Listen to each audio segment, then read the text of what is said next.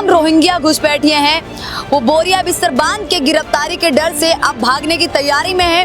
तमाम लोग बॉर्डर पे नजर आ रहे हैं। पश्चिम बंगाल और जो बांग्लादेश का बॉर्डर है वहां पे नजर आ रहे हैं बहुत सारे बांग्लादेशी और घुसपैठिए, कई सारे वर्मा से भी हैं, कई सारे म्यांमार से भी हैं। ये जो बांग्लादेशी घुसपैठिए रोहिंगी है ना, ये बांग्लादेश के जो हमारे मुस्लिम भाई हैं, जो मूल निवासी हैं, उनका हक भी खा रहे हैं। वो दूसरा बांग्लादेश बनाना चाहती है, उसको दूसरा बांग्लादेश बनाना चाहते हैं। सारे रोहिंग्या बसे हुए हैं वहाँ पे। देखो मुझे ये बताइए, कोर्ट के अंदर जाके कोई ये कैसे कह सकता है मेरे वोटरों के नाम काटे जा रहे हैं? कैसे मालूम किसी को ये मेरे वोटर हैं?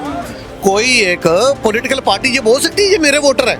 वो तेलंगाना का मुख्यमंत्री जो ये कह रहा था कि बिहारियों को जो डीएनए है उससे बेहतर जो है तेलंगाना का डीएनए है। जब अब स्टालिन उससे प्रचार कराओगे बिहार के अंदर, वो एम के स्टालिन तमिलनाडु का मुख्यमंत्री जिसके बेटे ने ये कहा था कि बिहार के लोग तमिलनाडु में शौचालय और सड़कें साफ करने आते हैं। खबर में देखिए, बिहार के बाद अब बंगाल में एसआईआर होने लगा है, लेकिन एसआईआर के साथ ही ममता दीदी पूरी कोशिश कर रही हैं कि पूरे बंगाल में एसआईआर ना हो। साथ ही इलेक्शन कमीशन को चिट्ठी लिखती हैं, पत्र लिखती हैं कि एसआईआर है वो निष्पक्ष हो रहा है।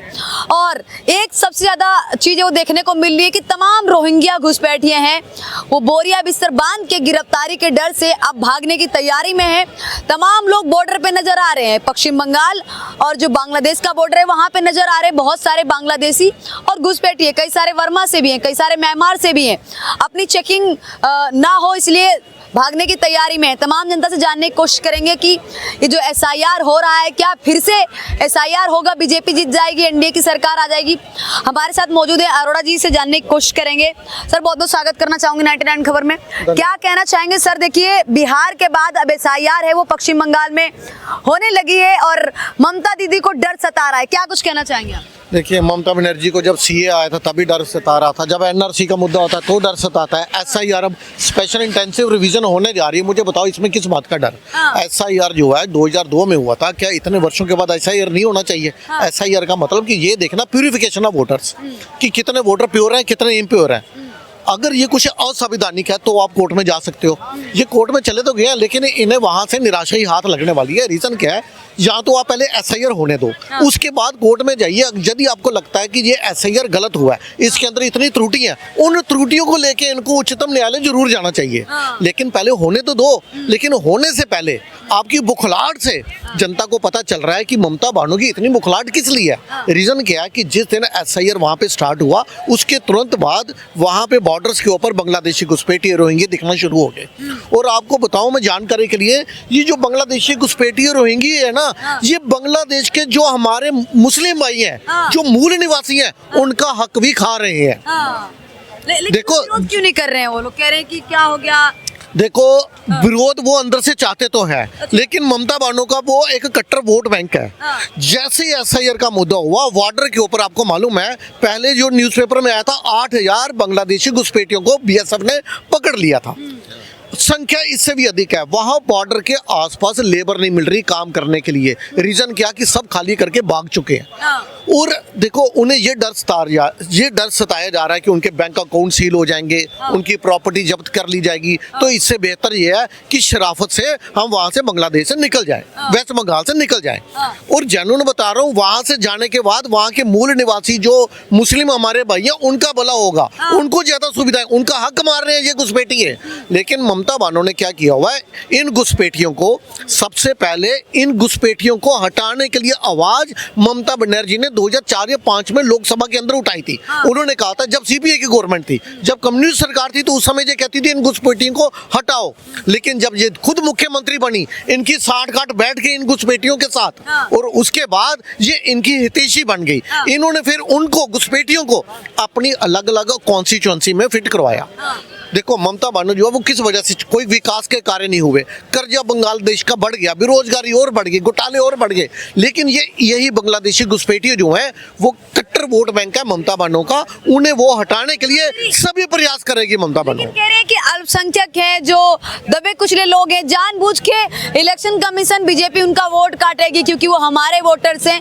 तमाम तरीके के आरोप लगा रही ममता दीदी है। वो ये भी कह रही है कि एसआईआर अगर पूरे बंगाल में होगा तो बंगाल में वो चीजें देखने को मिलेंगी जो आज से पहले कभी देखने को नहीं मिला है। हो सकता है प्रदर्शन हो, दंगा फसाद, इस तरीके से धमकी दे रही ममता दीदी। देखिए, ये धमकी देने का काम जो है, जब बिहार चुनाव के अंदर ऐसा ही शुरू हुआ था, उस समय भी ये इंडिया लाइव सुप्रीम कोर्ट पहुंचा था। सुप्रीम कोर्ट ने रोक नहीं लगाई थी। हाँ, ये इस पे खुश हो गया कि आधार कार्ड जो 12वां डॉक्यूमेंट था वो जोड़ने का कोर्ट ने बोल दिया।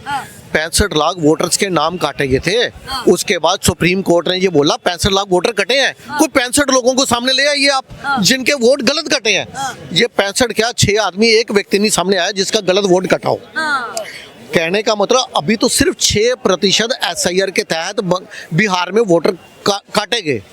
और ये आंकड़ा जो है, अगर वेस्ट बंगाल में वहां तो 6% था, यहाँ से डबल से भी ज्यादा होने वाला है। और ममता बनर्जी को मालूम है कि उसका वोट बैंक, देखो मुझे ये बताइए, कोर्ट के अंदर जाके कोई ये कैसे कह सकता है मेरे वोटरों के नाम काटे जा रहे हैं? कैसे मालूम किसी को ये मेरे वोटर हैं? कोई एक पॉलिटिकल पार्टी ये बोल सकती है ये मेरे वोटर है? और मुझे बताइए, बिहार में जो चुनाव इस वजह से आ रहे हैं अपनी नाकामियों की वजह से। बिहार के अंदर इस समय अगर मैं आपको बताऊं डाटा के साथ, 2010 में तो इससे भी अधिक सीटें आई थी बीजेपी आरजेडी की। आरजेडी ने 2010 में, जब यूपीए की गवर्नमेंट थी, उस समय तो चोरी नहीं हो रही थी, जब यूपीए की सरकार थी उस समय आरजेडी को 115 सीटें मिली थी। उस समय बीजेपी को 91 मिली थी, 95 मिली थी या 91 थी, मतलब 206 सीटें मिली थी 2010 में। अब मिली है 202। किसको? एनडीए को। तो वोट चोरी उस समय, अच्छा 2010 के अंदर कांग्रेस को बिहार के अंदर 4 विधायक थे, अब तो 6 विधायक हैं। जब इनके 4 विधायक चुने गए थे 2010 में, तब वोट चोरी नहीं हो रहा था। अब इनके विधायक बढ़ गए, दो बड़े, अगर 2010 से कंपैरिजन करूं, अब कह रहे वोट चोरी हो रही है। देखो वोट चोरी, जब आप ये बोलोगे, तेलंगाना के मुख्यमंत्री क्या बोल रहे थे? कांग्रेस मतलब मुस्लिम, मुस्लिम मतलब कांग्रेस, यही बोल रहे थे। तो इससे क्या आप सिर्फ एक विशेष समुदाय का वोट लेना चाहते हो, बाकियों के वोट नहीं चाहिए? जब आप तेलंगाना के मुख्यमंत्री को बिहार के अंदर लेके जा रहे हो अपना स्टार प्रचारक बनाकर, वो तेलंगाना का मुख्यमंत्री जो ये कह रहा था कि बिहारियों का जो डीएनए है उससे बेहतर जो है तेलंगाना का डीएनए है, जब आप स्टालिन उससे प्रचार कराओगे बिहार के अंदर, वो एमके स्टालिन तमिलनाडु का मुख्यमंत्री, जिसके बेटे ने यह कहा था कि बिहार के लोग तमिलनाडु में शौचालय और सड़कें साफ करने आते हैं, उसको तो आप अपना स्टार प्रचारक बना रहे थे। राहुल गांधी जो है, राहुल गांधी ने बिहार के अंदर कुछ ज्यादा काम किया नहीं। 58 दिनों के बाद तो ये वापस पहुंचे थे चुनाव प्रचार के लिए। राहुल गांधी बीच में कभी बैंकॉक कभी वहां चले जाते हैं, अपना नहीं ये बोलते। देखो राहुल गांधी ने अपने टेन्योर के अंदर 94 चुनाव हारे थे, ये होके 95 हो गए, बिहार के 96 हो जाएगा बांग्लादेश के अंदर जब चुनाव होंगे। मात्र 4 चुनाव ये दूर रहेंगे अपनी सेंचुरी पूरी करने के लिए, उसके बाद ये रिटायरमेंट लेना चाहेंगे, क्योंकि पहले ये चाहते हैं मैं एक पॉलिटिकल वर्ल्ड रिकॉर्ड बना लूं मैक्सिमम चुनाव हारने का, उसकी ये सेंचुरी पूरी करेंगे, उसके बाद ये रिजाइन करेंगे इस राजनीति क्या से। लगता है पश्चिम बंगाल में, क्योंकि तमाम लोगों की नजरें हैं, तमाम पॉलिटिक्स पार्टी हैं, वो इस समय पूरा जोर लगा रही है कि पश्चिम बंगाल में बीजेपी की सरकार ना बने, क्योंकि डर है एसआईआर हो रहा है। तो हो सकता है एसआईआर जैसे बिहार में हुआ है, सारे जो सीटें हैं कहीं ना कहीं 202 सीटें हैं वो एनडीए के पक्ष में आई है। अगर यही चीज और यही स्थिति है वो अगर पश्चिम बंगाल में होगी तो कहीं ना कहीं पूरी तरीके से तानाशाही वाला रूल है वो स्थापित हो जाएगा भारत में।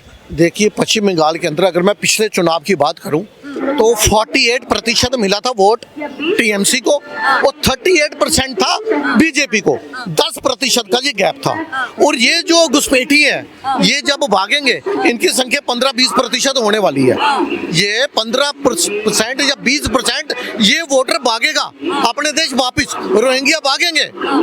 और मुझे बताइए जो 10% का जो था डिफरेंस वो तो पूरा होते नजर आ रहा है ममता बनर्जी को। तो ममता बनर्जी को मालूम है चाहे कोई भी नाराज हो जाए वो उन्हें कोई परवाह नहीं है, उन्हें मालूम है जिस दिन पश्चिम बंगाल से घुसपैठिया गया, घुसपैठिया साफ हुआ, उसी दिन टीएमसी साफ। कहने का मतलब जिस दिन घुसपैठिया साफ उस दिन टीएमसी साफ। तो वो तो साम दाम दंड भेद सब कुछ करेगी ममता बनर्जी। उनकी बुखलाहट जो है वो मतलब कुर्सी के लिए जायज है, वो गलत नहीं है। उसे मालूम है मेरी कुर्सी बचा सकता है तो घुसपैठिया बचा सकता है। उसे ना तो वहाँ के मूल निवासी मुस्लिम से को मतलब है, ना हिंदू से मतलब है। मैंने क्या बोला, घुसपैठिया जो है वो वहाँ का मुस्लिम भाई जो हमारा मूल निवासी है उसका हक खा रहा है। ये घुसपैठिया ये जाएगा तो उसके साथ भी इंसाफ होगा। लेकिन क्या होगा, ममता बानो का ठीक है, घुसपैठिया भी साफ, जिस दिन घुसपैठिया साफ उस दिन टीएमसी साफ। तो उनको बचाने के लिए ममता बानो साम नाम दंड भेद सब कुछ करेंगी। क्या लगता है, क्या कहना चाहेंगे सर, एसआईआर हो रहा है पश्चिम बंगाल में?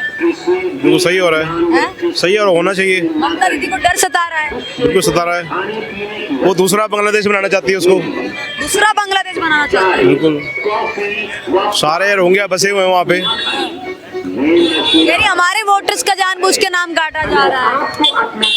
कैसे मतलब? इलेक्शन कमीशन को पत्र लिखा है कि एसआईआर नहीं होने चाहिए, नहीं होना चाहिए, बिल्कुल होना चाहिए, सही सही कर रहे हैं गवर्नमेंट, निष्पक्ष हो रहा है एसआईआर। निष्पक्ष हो रहा है बिल्कुल। लेकिन वोट चोरी का इल्जाम क्यों लग रहा है? वोट चोरी तो उनका और कोई मुद्दा है ही नहीं इनके पास, कुछ है ही नहीं कहने के लिए, तो क्या करेंगे वो?